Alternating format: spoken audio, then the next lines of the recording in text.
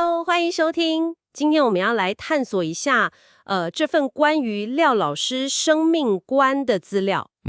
手边这些资料看起来像是一些问答记录嘛，谈的范围很广哦，从佛法、宇宙观，然后又谈到个人修行。对，那我们这次的任务就是帮大家梳理一下，看看廖老师他看待生命，最核心的观点是什么？说不定有些还蛮颠覆大家想象的。没错，我们就一起来看看廖老师他是怎么定义生命这个东西，然后他觉得生命的价值在哪里。还有啊，就是面对生老病死啊、烦恼啊这些，他有没有提出什么比较特别的应对方法？哦，准备好了吗？我们来深入聊聊。好啊。第一个，我觉得蛮有意思的地方是，廖老师他说，人就像一个容器或者是载体，主要任务是传递那个 DNA 跟 RNA 的讯息，就听起来非常生物学，甚至有点冷冰冰的感觉。这个切入点确实很特别哦，他好像先从一个纯粹生物的角度来解构人的角色。对，但有趣的地方是，他马上又把话题拉到另一个层次了。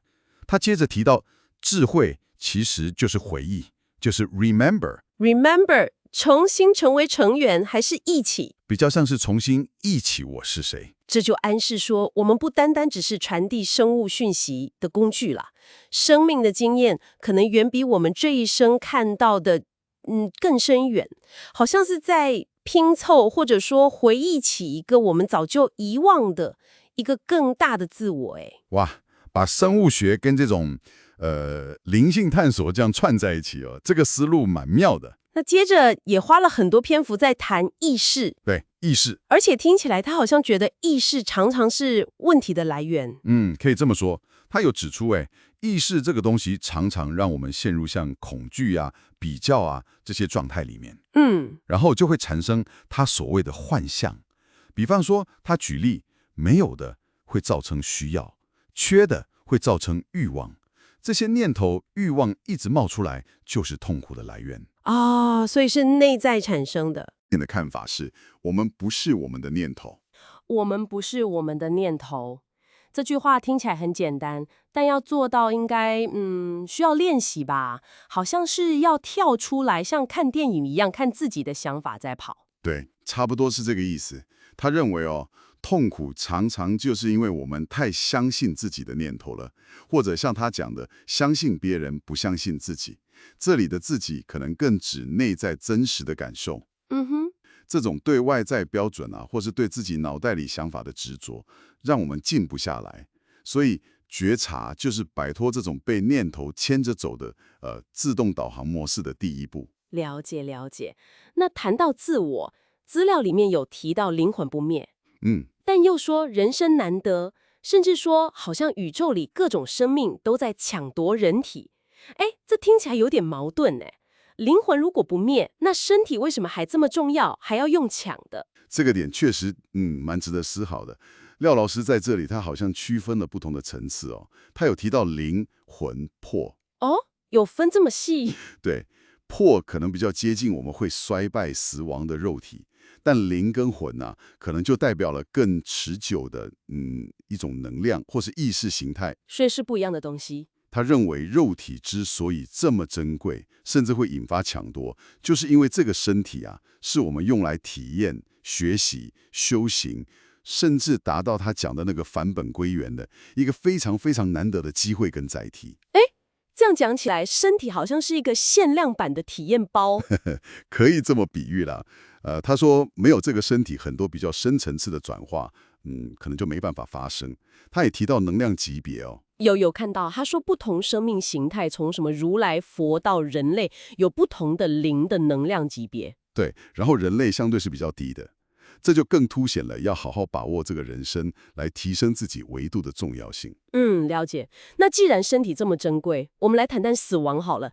他好像又变得很洒脱，一点都不怕死。对，还说什么死亡就是换个地方旅游，甚至支持安乐死。这跟前面珍惜身体的说法好像又有点对比很大哈。他对生死的看法确实是相当超脱。核心观点就是有生就有死嘛，死亡是一个自然的循环，甚至可能是另一个新的开始。他有一个说法很震撼，他说怕死是因为根本没活过。哇，怕死是因为没活过，这句话很有力道。对啊，这句话其实就在提醒我们，与其一直担心那个终点，不如把注意力放在过程，也就是好好的活在当下，让生命是充满价值的。专注在活着本身。是的，这也跟他一直强调的那个全然接受，就是说 yes 的态度有关。yes 的态度。对，面对生命中发生的所有事情，不管是我们觉得好的、坏的，都选择接受，而不是抗拒，不是说 no。他认为这才是真正的慈悲，也是解脱的方法。然后他也提到，跟这个相关的就是诚实面对自己，比追求外在看起来的完美更重要。接受一切，这个听起来真的不太容易。那关于命运呢？资料里也有提到因果、宿命这些，所以我们的命运是注定好的吗？廖老师的看法，蛮有意思的。他认为过去的行为啊、习惯啊，也许可以理解成我们 DNA 里记录的一些模式，确实会形成一种宿命的倾向。所以还是有影响。有影响，但是最关键的是，他相信命运掌握在自己手中。那力量从哪里来？从哪里？从当下的选择。每一个念头，每一个决定，它甚至比喻像是在改写那个 RNA 传递的讯息一样，不仅影响未来，甚至有可能回头去影响过去。透过转念改变习惯，就能改变命运的轨迹，这好像给了人很大的自主权呢。对，甚是如此。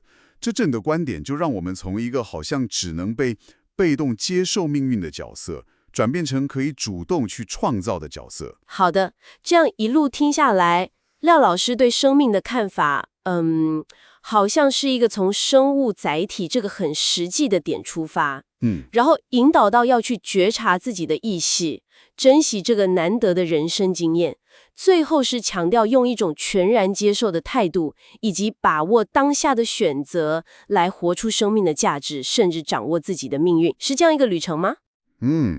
你总结得很好，他真的不断强调那个内在的觉察，还有当下选择的力量。最后的目标看起来就是透过这些练习，去回忆起我们到底是谁 ，remember， 然后提升我们的精神维度，达到一种更自由、更整彻的状态。那么，听完我们这次的探索，您觉得哪个部分最让您有啊哈的感觉呢？是我们像生物载体，但又肩负回忆任务这种双重身份，还是我们不是我们的念头这个观点？又或者是当下的选择真的有可能改变看似已经定好的宿命吗？这个问题，就留给您自己慢慢思考一下。我们下次见喽。